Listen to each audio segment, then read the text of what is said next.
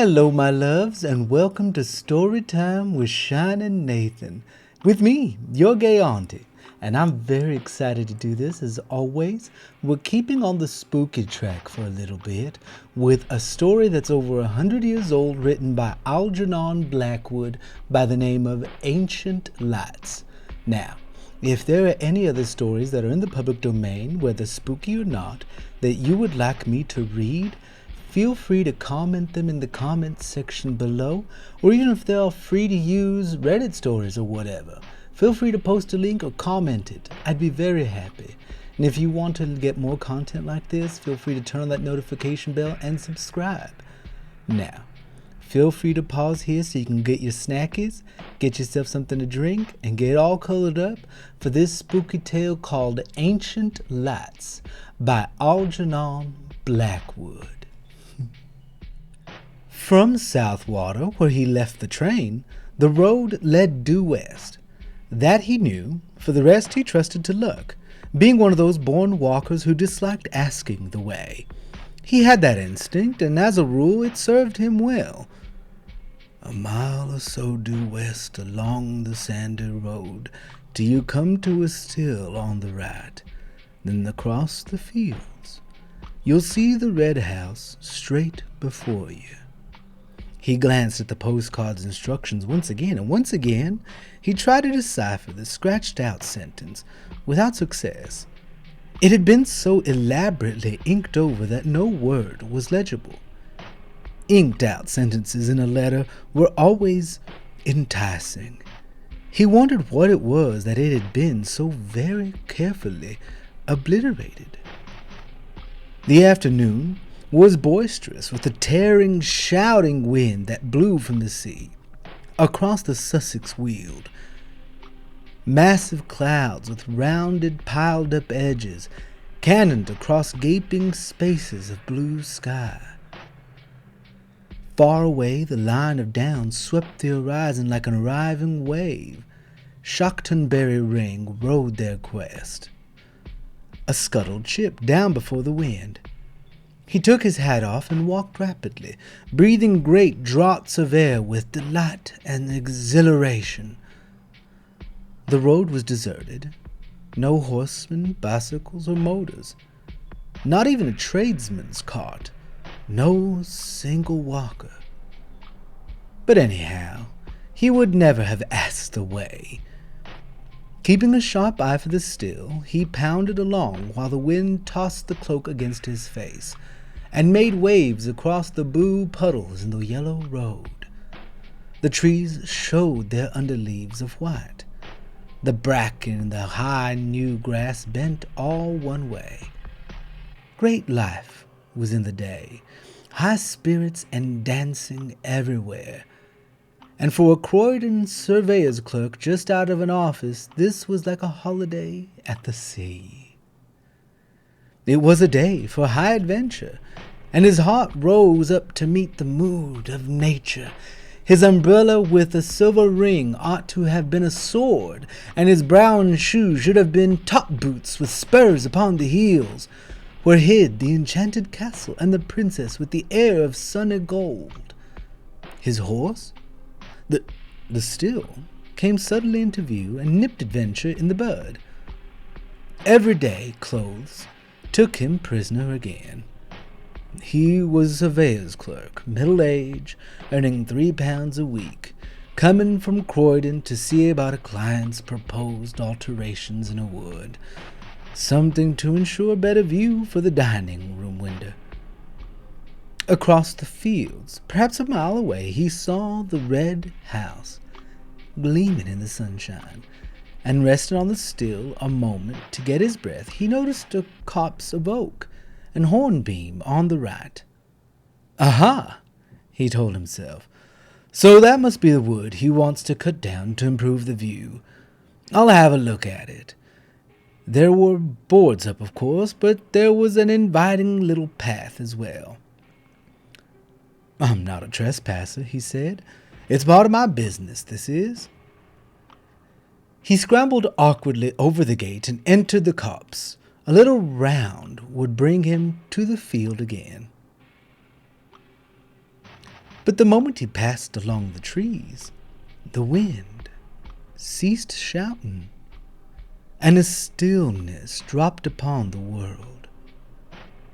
So dense was the growth that the sunshine only came through in isolated patches. The air was close.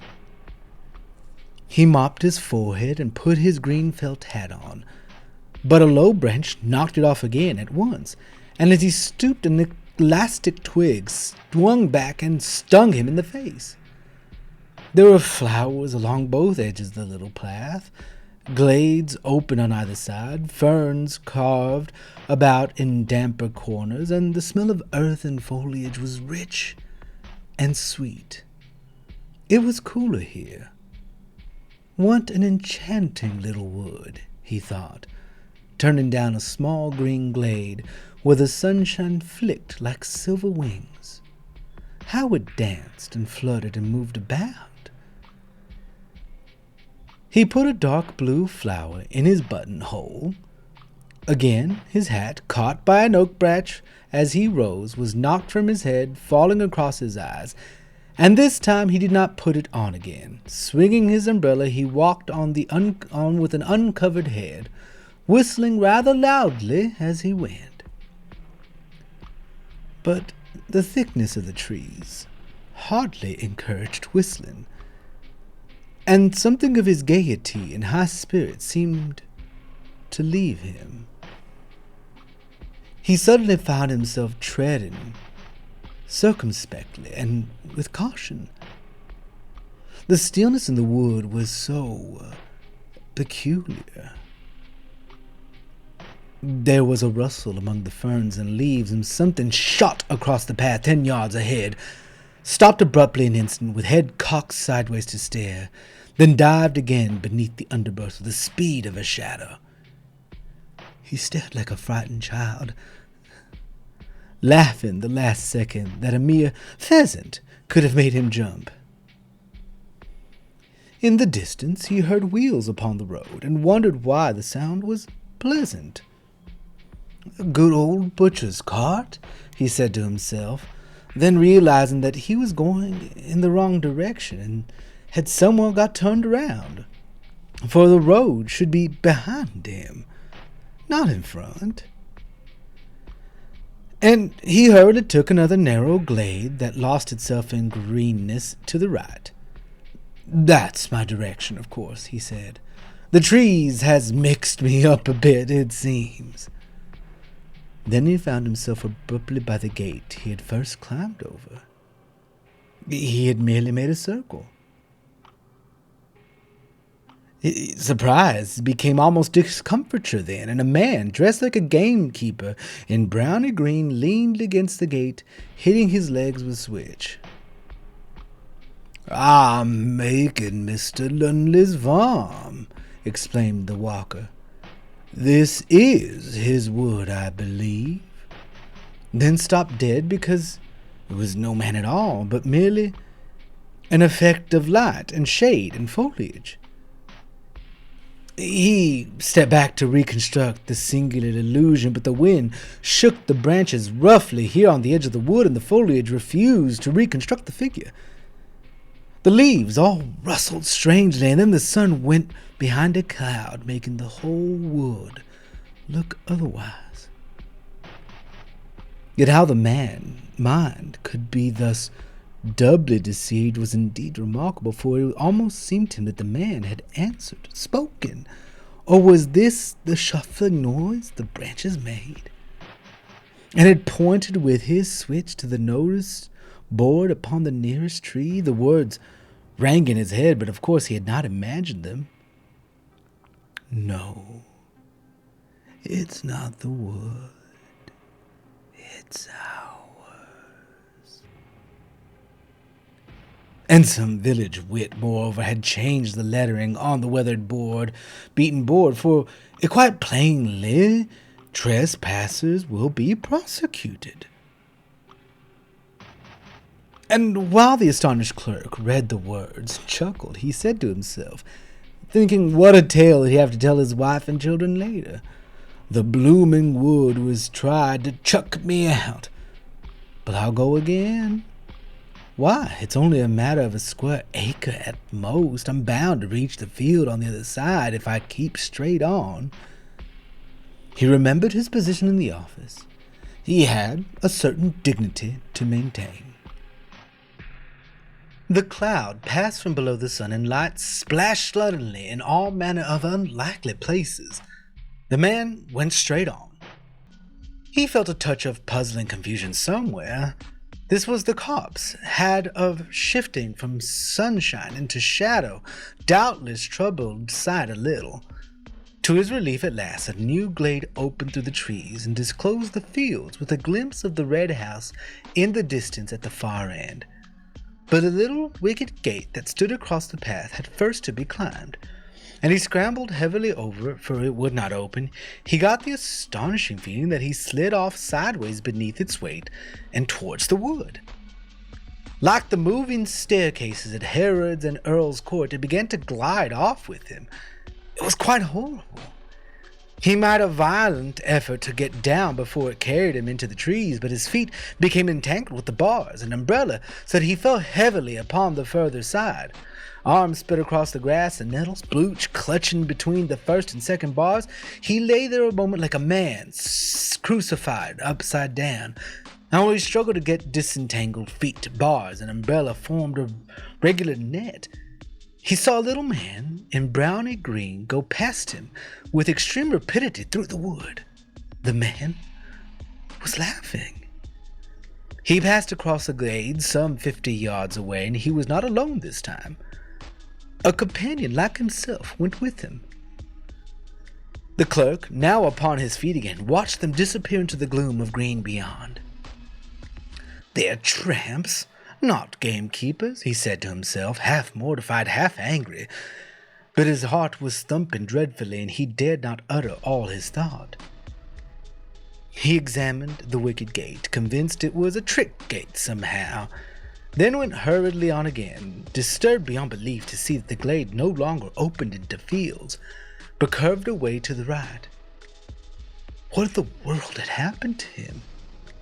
His sight was so utterly at fault. Again the sun flamed out abruptly and lit the floor of the wood with pools of silver. At the same moment, a violent gust of wind passed, shouting overhead.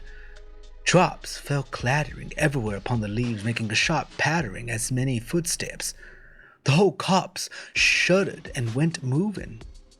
Rain, by George, thought the clerk, and feeling for his umbrella discovered he had lost it. He turned back to the gate and found it lying on the farther side, so to his amazement he saw the fields at the far end of the glade. The red house, too, ashine in the sunset. He laughed then, for of course, in his struggle with the gate he had somehow got turned around, had fallen back instead of forward. Climbing over, this time quite easily, he retraced his steps. The silver band, he saw, had been torn from the umbrella. No doubt his foot or nail, something had caught it and ripped it off. The clerk began to run. He felt extraordinarily dismayed. But while he ran, the entire wood ran with him, round him, to and fro, trees shifting like living things, leaves unfolding and folding and unfolding, trunks darting backwards and forwards, and branches disclosing enormous empty spaces, then closing up again before he could look into them. There were footsteps everywhere, and laughing, crying voices. Crowds of figures gathered just behind his back to the glade he knew was thick with moving life. The wind in his ears, of course, produced these voices. The laughter, with sun and clouds, plunged the copse alternately in shadow and bright dazzling light, creating the figures. But he did not like it, and went as fast as ever his sturdy legs could take him. He was frightened now. This was no story for his wife and children. He ran like the wind, but his feet made no sound upon the soft, mossy turf. Then, to his horror, he saw the glade grew narrower. Nettles and weeds stood thick across it. It dwindled down into a tiny path, and 20 yards ahead of it, it stopped, finally, and melted off among the trees. What the trick gate had failed to achieve, this twisted glade accomplished easily, carried him in bodily amongst the dense and crowded trees. There was only one thing to do: turn sharply and dash back again, run headlong into the life that followed at his back, followed so closely too that now it almost touched him, pushed him in. And reckless courage, this was what he did. He seemed a fearful thing to do. He turned with a sort of violent spring, head down and shoulders forward and hands outstretched before his face. He made the plunge, like a hunted creature in full charged, full tilt the other way, meeting the wind now in his face. Good Lord! The glade behind him had closed up as well. There was no longer any path at all. Turning round and round and round like an animal at bay, he searched for an opening, a way of escape, searched frantically, breathlessly, terrified now in his bones. But foliage surrounded him, branches blocked the way, the trees stood close and still, unshaken by a breath of wind. The sun dipped that moment behind a great black cloud. The entire wood turned dark and silent. It watched him. Perhaps it was this final touch of sun and blackness that made him act so foolishly, as though he had really lost his mind. At any rate, without pausing to think, he dashed headlong among the trees again. There was a sensation of being stiflingly surrounded and entangled, and that he must break out at all costs, out and away into the open of the blessed fields and air. He did this ill-considered thing, and apparently charged straight into an oak that deliberately moved into his path to stop him. He saw it shift across a full yard, and being a measured man, accustomed to theodolite and chain, he ought to know. He fell, saw stars, and felt 1,000 tiny fingers tugging and pulling at his hands and neck and ankles. The stinging nettles, no doubt, were responsible for this. He thought of it later. At the moment, it felt diabolically calculated. But another remarkable illusion was not so easily explained, for all in a moment it seemed the entire wood went sliding past him with a deep, thick rustling of leaves and laughter, myriad footsteps and tiny little active, energetic shapes. 2 men in browny green gave him a mighty hoist, and he opened his eyes to find himself laying in the meadow beside the still where his incredible adventure had begun. The wood stood in its usual place, staring down upon him in the sunlight. There was the red house in the distance as before. Above him grinned the weather-beaten notice board. Trespassers will be prosecuted. Disheveled in mind and body and a good deal shaken in his official soul, the clerk walked slowly across the fields, but on the way he glanced once more at the postcard of instructions and saw with dull amazement that the inked-out sentence was quite legible after all beneath the scratches made across it. There is a shortcut through the wood. The wood I want cut down, if you care to take it.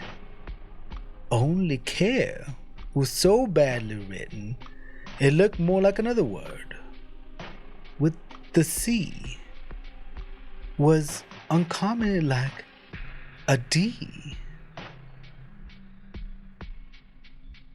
That's the cost that spoils my view of the downs, you see, his client explained to him later, pointing across the fields and referring to the ordnance map beside him.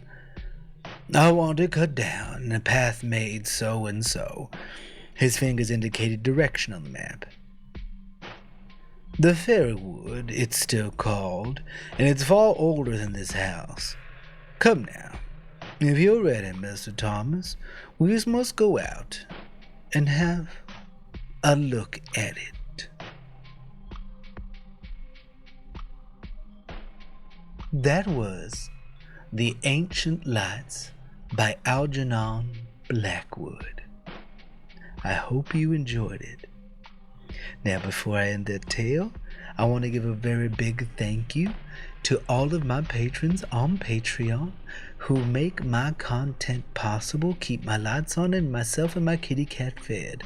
That is my primary form of income, so I'd kindly ask that you consider subscribing for as low as $3 a month at patreon.com/Shining Nathan. Thank you for enjoying this, and if you have any recommendations, feel free to leave them in the comments. As always, my loves, I love you, take care of yourself, and remember to drink some water.